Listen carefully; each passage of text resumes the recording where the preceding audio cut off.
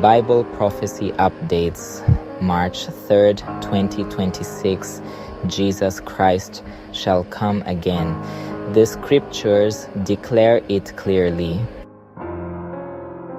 2 Thessalonians chapter 2, verses 3 and 4 warns us, before the true Christ appears, there will be deception. But the Bible also tells us something startling. 2 Corinthians 11:14 says, Satan himself transforms into an angel of light.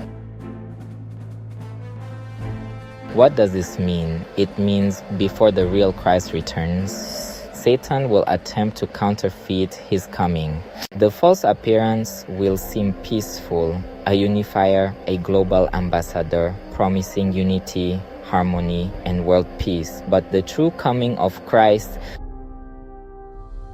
will not be a quiet diplomatic event. Revelation 19:11-21 reveals a powerful scene, Christ returning in righteousness, judging and making war against evil. Note this carefully.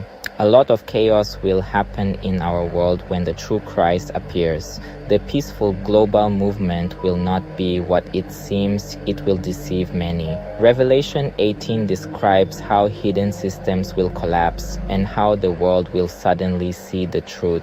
The deception will look organized, it will look humanitarian, it will look environmentally conscious. But prophecy warns, by peace many shall be deceived. And eventually, every soul will have to choose. The Bible speaks of a mark, a system that will compel both rich and poor, great and small, to receive its authority. This is what Scripture calls the mark of the beast. The question is not if these things will happen. The question is, are you spiritually prepared? Study the scriptures for yourself. Read Revelation 18. Read Revelation 19. Read 2 Thessalonians 2. Do not be deceived.